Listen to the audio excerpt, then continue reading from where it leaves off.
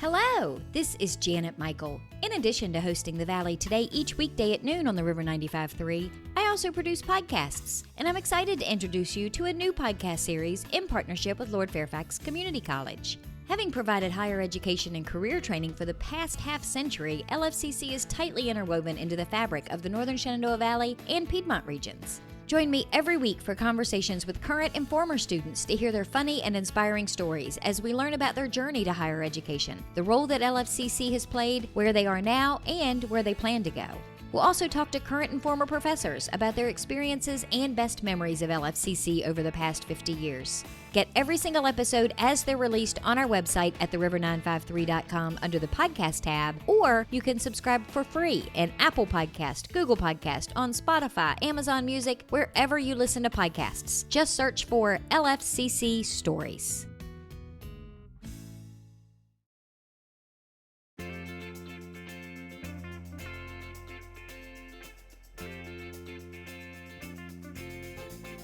Hello and welcome to the Valley Today. I am your host, Janet Michael. Happy Friday as you are listening to the show today. We have all made it through another week, weather aside. I have been told by the weatherman that brighter days are ahead. So I saw a 10-day forecast that had some fives. Some numbers started with a 5, which is always a good thing.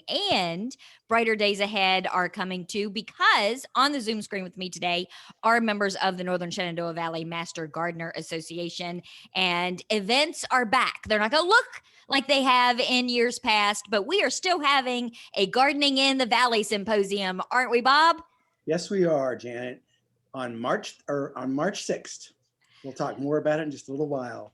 We're on the Zoom screen today. If you did not recognize his voice, Bob is a fairly regular guest on the Valley Today when we're talking to the Master Gardeners. He is their immediate past president. Joining us as well are Helen Lake and Lynn Hoffman. They are co-chairs of the Gardening in the Valley Symposium. And ladies, I have got to imagine it was probably a difficult decision trying to figure out whether you could do the symposium this year and then how it was going to look. What kind of discussions were going on in the background to try and figure all that out? Yes, we had a big committee meeting back in about December, and we kept hoping that we could do it live, but we realized this would be the year that either we cancel or try virtual. So we've gone ahead and have done everything online. We have great speakers, and I think at this point, a lot of people are used to, doing this virtual thing. So that's what we're going to try. I think it'll probably be easier for you because of that reason, because so many people are working remotely, they're learning remotely, they're used to meeting up on the Zoom screen now versus maybe having done this early on in the pandemic when nobody was really sure how any of the Zoom stuff worked. So hopefully that'll work in your favor. Yeah, I think it will. And we're getting help from Dr. Dave Miles. He's a Zoom specialist, I guess, but he has come to our rescue and has been able to set things up for us, and it will flow smoothly come Saturday, March 6th, we hope. So it'll be good. So Helen, Bob mentioned it's Saturday, March 6th from 9 a.m. to 4 p.m. and it's all done over Zoom. Did that make it any easier finding speakers, because they too don't have to leave their houses in order to participate that day? I think it was a combination of both. When initially we had contacted the speakers before we settled on the fact that if we were going to have a symposium this year, we were going to have to do it virtually. So when we reconnected with the speakers, we essentially had to lay out, are you open to this? On the most part, they said without hesitation, yes, we're good to go. The fourth one, there were some issues that were involved, so we had to sort of go out and cast the net out and reach out to a speaker who immediately said, this is our new world, sure, no problem. So we've been very encouraged by the fact that people are willing to go and willing to change the format in which they present their information. I think in some instances, it simplified their way of presenting, so they didn't have to schlep all the stuff into Shenandoah University from wherever they were coming. And perhaps it provided them the venue where they are directly, because in one instance with Diane Kearns, she's going to be on site at her orchard or at her cider works, so she can show off her area. So it's been a very much a learning experience. At least I can only say for Helen Lake, nobody else. Of the capabilities of technology, as well as people are really stepping out of their box and being creative and innovative and stepping up to get things done and move forward.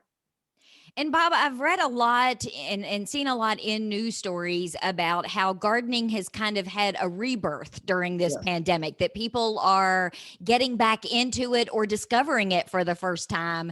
I would imagine that's going to help attendance for this event too.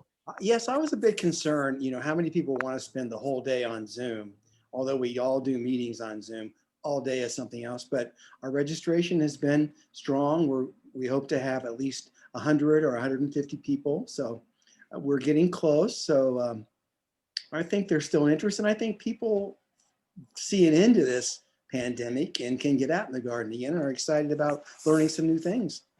Now, Lynn, I was at the gardening symposium last year at Shenandoah University, and it was a pretty packed house. There were a lot of people that were there. Some came for different segments and didn't spend the entire day, but this is going to make it a whole lot easier for those, I think, to pop in and pop out if there's just a few speakers that they're interested in. Yes, that's one good thing that we have is people can choose the speaker they want to listen to, or they can, do whatever they want while they're listening to it. Even when they have to go and take a lunch break, we have 4 different topics that people can listen to, even though, we wanted to be able to give people a break, go get your coffee, go do things like that. And we still wanted it to be fun. So we still have our auction items, and we have some door prizes. And a 50-50 raffle. That's right. Now, that's the first I've heard of being able to do a 50-50 raffle over Zoom. So that's going to be interesting. Dr. Dave helped us with that. Yeah. So, and again, all this is for our Educational Scholarship Fund. And people have been supportive. We've been doing this for almost 10 years, I think. And, we look forward to it. It's usually a day that everybody has fun. You can get together. But even on Zoom, the speakers are all real eager to do this, and I think we'll have a good time. And I know that from doing the radio show now over Zoom for the last year, sometimes people are more comfortable on a screen than they necessarily would be if they were in person. A lot of times it's a little bit overwhelming to raise your hand and ask a question to a speaker, knowing that everybody else is going to turn and look at you when you ask the question. Zoom kind of eliminates all of that, so it may make it even more interactive to a certain degree. Yes, and they can do it. They can actually type it, and Dr. Dave is going to make sure there's no duplicate questions, and he'll pass it on to the speakers, and after the end of the discussion, they'll be able to answer questions, and everybody will be able to hear them. I mean, there was nothing worse than, somebody asking a question and didn't really hear it. So we'll have all that technology and all the information still going out. So it should be fun. And will there be the ability for somebody who purchases a ticket to have a recording of it so that they can, if they do have to pop out for an hour and miss a segment, they can come back later and watch it at a different time? Yes. Yes. Bob, you know more about that than I do. Well, we'll record the Zoom session as we're doing it. People register, and then they'll have access to come and listen to the total day or any part of the day, or in multiple days or one day at their leisure. And I think that's huge too, because last year there was so much information and I tried to scribble down as many notes and things that some of the speakers were saying, but then I would get home and try and tell my husband, okay, this is what we're going to do, because this is what that guy said that we could do at the symposium today. But then I couldn't remember everything, and I didn't really have access to go back and replay it so he could listen and understand what it was I was trying to explain to him. Well, and we'll have the links to all the speakers and their websites and stuff, so it'll be real easy for people to find out exactly what these speakers do. So, Helen, we're going to take a break here in a second. And when we come back, I want to talk about the speakers. I want to get in the weeds a little bit more about the scholarship fund. So, before we go to break, can you tell people the date, the time, and how they can register? Absolutely. The symposium will be on the 6th of March from beginning at 9 in the morning until 4 in the afternoon. You can register directly on our website, www.nsvmga.org. There's a link that goes directly to Eventbrite. We're doing this directly through Eventbrite to register online. And you can do it also via our Facebook page. Again, through NSVMGA. And how much are tickets? $45. And that gets you all of the speakers and activity for the whole day and then access to the recording afterwards. Correct. See, that's a deal. It's a steal. I'd like to think so. I think it'll be well worthwhile. Well, let's take a quick break. When we come back, we're going to talk a little bit about who the speakers are going to be, some of the things that you're going to be able to learn. And Helen or Lynn, I'm going to have you give me some more information about that scholarship fund because it's a really important thing that you do for the community. So can we do all of that in our next segment? Absolutely. Absolutely. Okay, we'll be back in just a couple of minutes. We are on the Zoom screen today with Bob Gail. He is the immediate past president of the Northern Shenandoah Valley Master Gardener Association. Joining him on the Zoom screen are the co-chairs of Gardening in the Valley Symposium, Helen Lake and Lynn Hoffman. We're going to talk more with all three of them when we come back in just a couple of minutes. Got a financial decision to make or a goal to reach, but you don't know where to start? You've come to the right place. Introducing Quick Money Chats with the Northern Shenandoah Valley Financial Education Program. Visit tinyurl.com/quickmoneychat to schedule a virtual chat with a staff member or trained volunteer. We won't tell you what to do, but we will give you the tools you need to choose wisely. And because Virginia Cooperative Extension is part of Virginia Tech and Virginia State, your land-grant universities, you can be sure that our information is credible and trustworthy. And you'll know that we aren't trying to sell you something. Maybe you want to improve your credit score, or reduce your banking overdraft fees, or even figure out if you can afford to buy that car. Sorting through tons of information on the internet can be overwhelming, and sometimes it can be hard to know who to trust. Schedule a Quick Money Chat and get the information you need to take action. Go to tinyurl.com/quickmoneychat and get financial education personalized for you.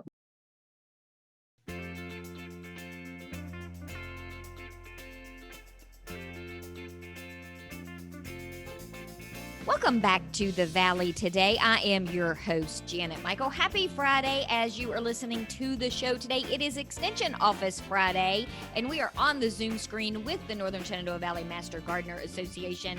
Bob Gail is their immediate past president. Helen Lake and Lynn Hoffman are joining us. They are co-chairs of the Gardening in the Valley Symposium. It is on March 6th from 9 a.m. to 4 p.m. It is virtual this year on the Zoom screen, and you can get more details and register for that at NSVMGA.org. It is right there on their website. So guys, when we went to break, we were talking about the symposium and the different speakers because you've got some really cool speakers this year. Lynn, can you kind of give me an overview of who they are, what they're going to talk about, and when? Yes, we have 4 speakers. One of our local speakers is Lynn Phillips from Natural Garden Art Nurseries in Thomas Brook. And then we have Diane Kearns, who owns Cider Works in Winchester. And we have a young guy, Brad Garman. He is a great guy. He's actually married to what I would like to consider almost a niece. So, but he specializes in bees in the urban community. And he'll have some great stories about how he's rescued bees out of Georgetown and all this kind of stuff. So he's very interesting, along with being a EMT for the fire department, and then went on to be a nurse in the NICU unit at Fairfax Hospital. And at the end of the day, we're going to have Sandra Johnson, who is a herbalist, and she has been around for a while and has written books and talks about medicinal herbs as well as cooking with herbs. So we have a nice variety. So Helen, when you guys are sitting down and planning this symposium in years past and this year as well, what do you look for when you're trying to figure out who you want your speakers to be? Do you already have like trending things that are going on in gardening that you want to talk about, or do you have popular items that you want to do every year? I think it's a combination of both. We pay attention to, again, because we do so much for the public, we usually get a pretty good sense of what are the concerns, what are the interests of our communities. With the resurgence of gardening, we've gone back and realized many people are beginners. So it's something to consider. There are people that have different experiences or different interests or have moved into the area for the very first time. They're in a brand new environment. We take a large, I guess, consideration of, again, what are our clients, as we call them, interested in, and combine it with past experiences. Lynn and I have co-chaired the symposium for quite a few years now, and we've gotten a pretty good sense of what is it that appeals to folks. And we take it from there, and we reach out to either established networks or old friends like Lynn Phillips, who has participated with us previously. We look to agribusiness, which has become a very large, interesting aspect of Frederick County specifically. Diane Kearns is an excellent example of that. Beekeeping, I've kept bees for 7 years. I realized that, well, yes and no. We won't go into that, but maybe another time. But Brad Garman has great stories, and it's something that is appealing to individuals because, again, our environment has changed since last year. So we have a lot of very interesting conversations on what will fit, but we draw in from what's relevant, what's important to the people that will be hearing the speakers rather than just to us. And you're right too, because what you may have decided in a non-pandemic year from a speaker perspective could probably be totally different than what you've chosen this year because of how we've lived our lives in Exactly. 2020. Exactly. Yeah. And to a certain degree, the 4 speakers that we're going to have during the lunch break, these are pre-recorded videos that will also be relevant to our state where we are as far as the pandemic is concerned. So using the virtual platform, I think all of us sort of realized, how do we present the information that will be as close to being in person as possible, but at the same time make sense and reach out to people and make it interesting. And Bob, the one thing that hasn't changed from the symposium is where the funds go that you raise through the ticket costs, the 50/50 and things like that. You guys do this scholarship fund. Tell me a little bit about it. Yes, the Northern Shenandoah Valley Master Garden Association covers 5 counties: Frederick, Clark, Warren, Page, and Shenandoah. And we offer 5 scholarships, 1 in each county, plus 1 for the city of Winchester each year. And it goes to a senior that will be going into a university in the fall. And it's a $1,000 scholarship. And we've been doing it for many, many years. And last year we did, I think, correct me if I'm wrong, Lynn or Helen, we did extend 6 scholarships. And do you get to see those kids? Do they come back years later and say, hey, thank you for the boost that you gave me because it really did help me kind of get through that first year of college? Typically, yes. These kids are very grateful and they do reach out. Sometimes we invite them to the symposium. Sometimes they come to that, et cetera. So we do see them. Yeah, these are good kids. And this year we actually have a little 10-minute talk during lunch from FFA. And those kids and 4-H kids are ones that we target. And, these kids are just so interested in agriculture and horticulture. This is really the future for us, and we want to support them. And they're just so energetic and happy to get it. And, it's just nice to see what they're doing. Well, and hopefully it gives them just enough guilt that they want to come back and volunteer for other events in the future. It never hurts to have the young kids come in and want to unload trucks and help you set up and tear down for events. There you go. That's true. So, Lynn, can you kind of walk me through the day of sorts? I mean, it starts at 9 a.m. Is there like a get to know each other session? Kind of walk me through what to expect between 9 and 4. Yeah, at 9 o'clock, we'll kind of have a welcome 5 minutes to let everybody settle in and get ready for the day. And then we'll introduce Lynn Phillips. And she is going to talk about raised beds or versus garden beds. And with the newer gardeners out there, many of them might not have an established garden. So she's going to talk about how to make a raised bed, what to do with it, the pros and cons. So that will be good for people that are just starting out. Or people like me who got puppies over the pandemic and now Yes. am very concerned that they're going to dig everything up out of the ground. So putting them up a little bit is going to be a much better situation. Absolutely. Yes. And, as some of us gardeners get older, raised beds are a lot easier to take care of. So there's a lot of advantage to that. And then right after the speaker, we will have a door prize drawing, which is always great. And we have a lot of little things to give away.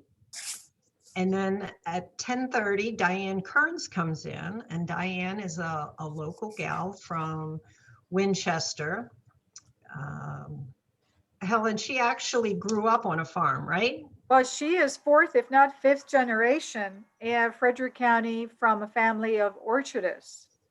So she has very deep roots. I believe that is probably the main reason why she entitled her presentation is Back to My Roots. Yeah, Diane has done the show before. I actually went out to Winchester Cider Works and recorded an episode out there. Those orchards are massive, and how she's managed to turn that from just an apple orchard into all these really cool niche businesses is amazing. Well, Diane was a speaker several years ago at one of our monthly Master Gardener meetings. And at that time, if I recall correctly, she had just launched Winchester Cider Works. She brought her partner, who was from England, along to basically explain how they got into it. So clearly, she has realized that there is a niche to continue to evolve. I can also say that Diane has been very supportive of one of our young FFA students who's been very involved with Master Gardeners from James Wood, who will be seen on the video clip. Go Colonels. Yes, there you go. Not only Go Colonels, but this young lady who is in the gifted program for Frederick County is also interning at Diane's business and orchard. So it's a wonderful collaborative sort of relationship that's worked out, that's providing this young woman the opportunity to work with Diane, get a sense of what it takes from a business standpoint as well as from a horticultural standpoint. And Diane was immediately very enthusiastic at presenting. So, Lynn, after Diane's done, is that when the lunch break starts? Yes, and that's when people can go grab something to eat and bring it back. We're going to have 4 topics. The first one, Mark Stufkin has a spot on Spotted Lanternfly. Then comes FFA. Perry Matthews from the Museum of the Shenandoah Valley is going to have a recording of the gardens and the greenway. And then Kristen Lays from Belgrove Plantation has pulled together information on their program of enslaved persons at Belgrove, because that's their new educational program. So that'll be kind of neat to, bring in all these different aspects from the Winchester area, and that will be all pre-recorded. And then after everybody's back, we'll have a door prize to make sure they're ready to start again. And then at 12:30, Brad Garman will come and he will talk about urban beekeeping. He already said, will I have enough time? Because this guy's so full of energy. He just thinks everybody should have bees. And after Brad, we have another door prize, and then we start the raffle. So you can go on biddingowl.com because we have a silent auction going, and we have a lot of neat garden related and different prizes. And you don't have to be at the symposium to go on Bidding Owl. So if you want to support the Master Gardeners, feel free to do that. And again, when will the silent auction be live? When can people go and start placing their bids? We're going to open it up tomorrow. So you can come onto the website or just go on to Bidding Owl and type in NSVMGA, and that will come to our page. And we have about between 20 and 25 items all set to go. And then our final speaker will be Sandra Johnson. And she's she was born in England, but she's lived here forever, I guess. And she is our herbalist. And she is just a wonderful gal that talks about how to use herbs and cook with them, as well as medicinal stuff. And she talks about herbs that have helped her kids and her animals. So it's really kind of neat what she does with them. And she's written a book, so she's very well versed in her herbs. Another really relevant topic, given the times we find ourselves in. Absolutely. Sometimes, things just don't work for you. And then you look at some of these herbs that can be used, and she swears by them. So that's a good opportunity for people to learn about them. Well, we need to wrap up. So, Bob, will you tell me one more time where people can go and get more information, buy their tickets, and get everything they need for the Gardening in the Valley Symposium? Sure, they can visit our website, which is nsvmga.org. And there's a link that will direct them to the registration, etc. Or they can go to our Facebook page, NSVMGA. And the silent auction is open now as people are listening to this on Friday, and they'll still be able to participate in the 50-50. They'll have access to the recording after, all for a rock bottom deal of a price of $45. I think you guys have outdone yourself this time. It's going to be a great event, I think. And I will put links to everything that we have discussed on the show notes page. So if you are listening and driving, you'll be able to go to theriver953.com and click on the podcast page. And there you'll find all the information. Bob, Helen, Lynn, thank you guys so much for meeting up with me on the Zoom screen today. Thank you. Thank you for having us. I hope you get out and have a great weekend. We might actually see a little bit of sunshine this weekend, although the weatherman did make a liar of me for Monday's show. So I am going to quit talking about what the weather is supposed to do, because clearly the weatherman doesn't like me at all. I will meet you back here on Monday. I'll have a brand new episode of The Valley Today ready to go for you just a few minutes after noon. Meet me here then.